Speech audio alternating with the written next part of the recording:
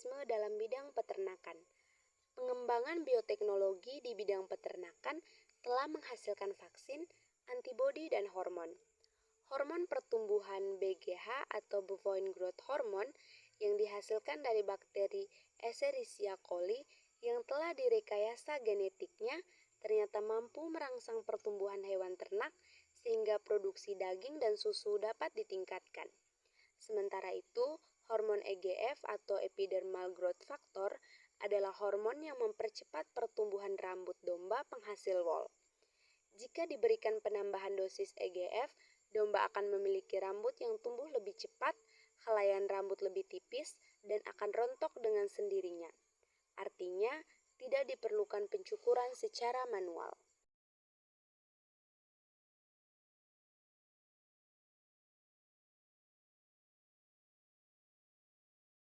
Mikroorganisme pengelola limbah bioremediasi. Bioremediasi adalah proses pembersihan zat pencemar lingkungan dengan menggunakan mikroorganisme, misalnya jamur dan bakteri. Bioremediasi bertujuan untuk memecah atau mendegradasi zat pencemar menjadi bahan yang kurang beracun atau tidak beracun. Cara ini diharapkan dapat menangani limbah secara aman dan cepat. 1. Pengelolaan limbah organik. Pengelolaan limbah organik berupa limbah cair dari industri alkohol menggunakan bakteri Clostridium bacterium. Bakteri ini dimasukkan ke dalam bak berisi limbah yang biasanya mengandung gula. Gula dalam limbah akan diuraikan oleh bakteri sehingga dihasilkan gas hidrogen. Gas hidrogen dapat dimanfaatkan sebagai bahan bakar limbah yang sudah tidak lagi membahayakan bagi kehidupan, kemudian dibuang ke lingkungan. Yang kedua, pengelolaan limbah dengan sistem lumpur aktif. Pengelolaan limbah dengan sistem lumpur aktif adalah pengelolaan limbah cair dengan menggunakan mikroorganisme aerob pengoksidasi material organik. Udara disalurkan melalui pompa blower atau aerator, alat pemasuk udara. Sel-sel mikroorganisme, bakteri, dan protozoa membentuk vlog atau gumpalan yang akan mengendap di tangki penjernihan. Sistem ini baik untuk mengatasi limbah dari industri tapioka, nata de coco, kecap, dan tahu. Yang ketiga, pengelolaan limbah dengan biofilm atau saringan tetes. Biofilm adalah lapisan yang terbentuk dari kumpulan mikroorganisme atau misalnya bakteri, yang melekat di suatu permukaan dan diselimuti oleh pelekat karbohidrat yang dikeluarkan oleh mikroorganisme tersebut. Biofilm menyelimuti hamparan saringan pada dasar bank limbah. Hamparan saringan dapat berupa tumpukan arang, batok kelapa, atau arang kayu, dan batu kerikil. Limbah disemprotkan perlahan-lahan ke dalam hamparan biofilm di dalam bak limbah.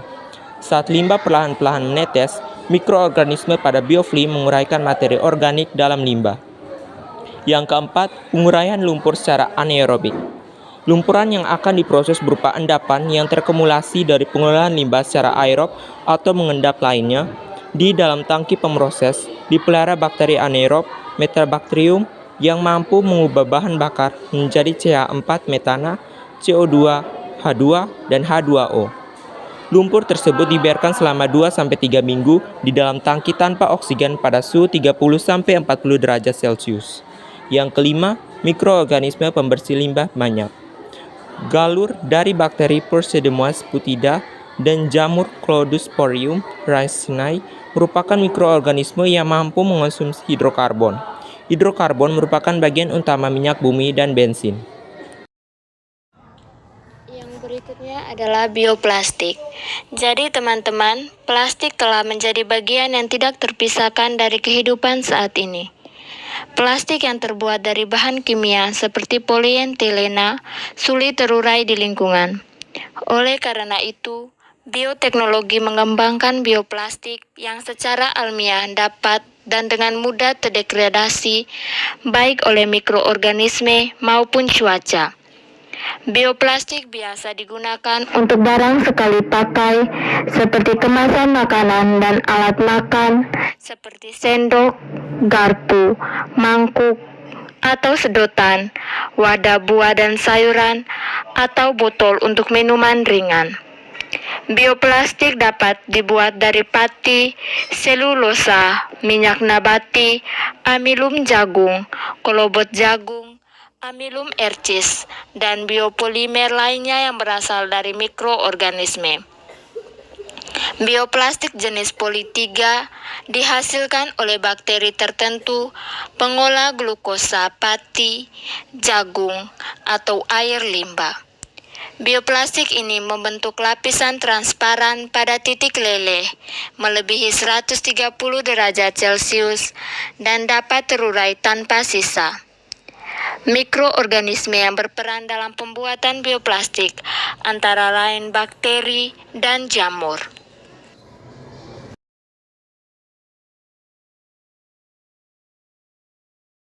Pada mulanya, proses mengekstrak tembaga dari bijinya dilakukan dengan cara meluruhkan atau leaching. Pada tahun 1957, berhasil dikembangkan teknik pemisahan logam dari bijinya dengan menggunakan bakteri Thiobacillus ferrooxidans. Bakteri tersebut tergolong dalam chemolithotrof, yaitu mendapatkan energi dari oksidasi senyawa anorganik seperti amoniak, nitrit, sulfit, besi atau hidrogen. Bakteri ini banyak ditemukan di daerah pertambangan dengan lingkungan asam dan miskin senyawa organik karena mampu mengekstrak karbon dari CO2 di udara. Yang berikutnya adalah kultur jaringan pada tumbuhan. Jadi teman-teman, kultur jaringan atau mikropropagasi merupakan salah satu cara perbanyakan tanaman secara vegetatif berdasarkan sifat totipotensi. Jadi teman-teman, totipotensi adalah kemampuan setiap sel tumbuhan untuk tumbuh menjadi individu baru yang sempurna. Kultur jaringan dilakukan dengan cara mengisolasi bagian dari tanaman seperti sekelompok sel atau jaringan yang ditumbuhkan pada media yang kaya nutrisi dengan kondisi aseptik sehingga bagian tanaman tersebut tumbuh menjadi tanaman lengkap. Bagian tumbuhan yang akan dikultur disebut eksplan. Jadi teman-teman, eksplan dapat diambil dari jaringan mudah yang masih aktif membelah, baik dari akar, batang, daun, maupun mata tunas. Eksplan dibiarkan tumbuh menjadi massa sel yang belum berdiferensiasi, yang disebut kalus. Sel-sel kalus dipisahkan dan dikultur lagi agar terbentuk kalus-kalus yang baru.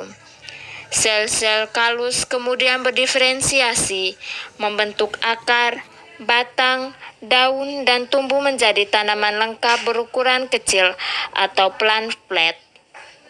Jika ukuran plant plate sudah menjadi bagian ukuran tertentu, plant plate harus segera dipindahkan pada medium tanah atau ditanam dengan sistem hidroponik.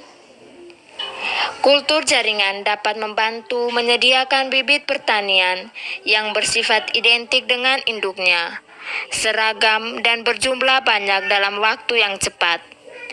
Tanaman yang biasa dikultur adalah tanaman unggul atau tanaman langka, seperti anggrek, pisang abaca, atau batang semu sebagai penghasil serat, tanaman obat-obatan, tebu, kentang, wortel, mawar, krisan, atau mangga.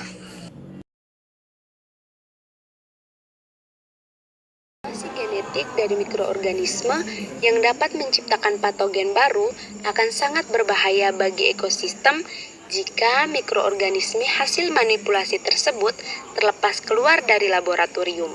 Oleh karena itu, para peneliti diharapkan mentaati seluruh petunjuk untuk menjamin keamanan penelitiannya.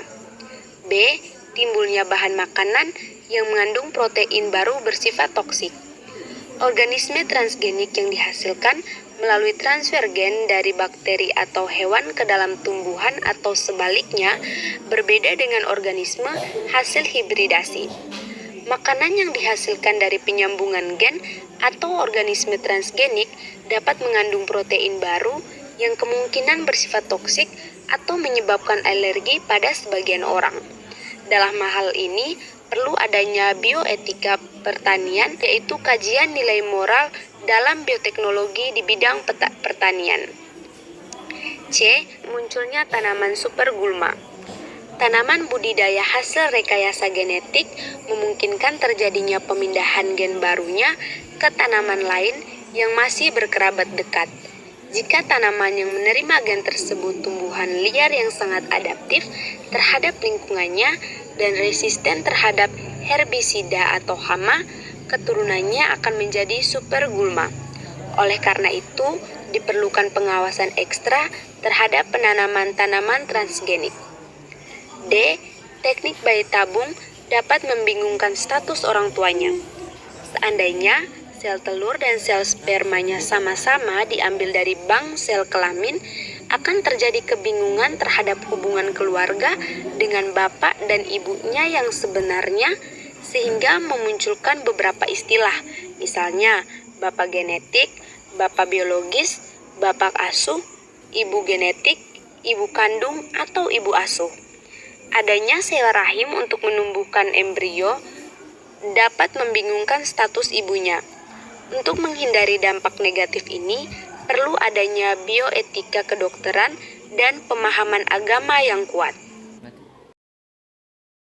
E. Resiko tinggi bagi organisme hasil cloning. Cloning dengan transfer inti seperti domba doli ternyata masih banyak menemukan kendala.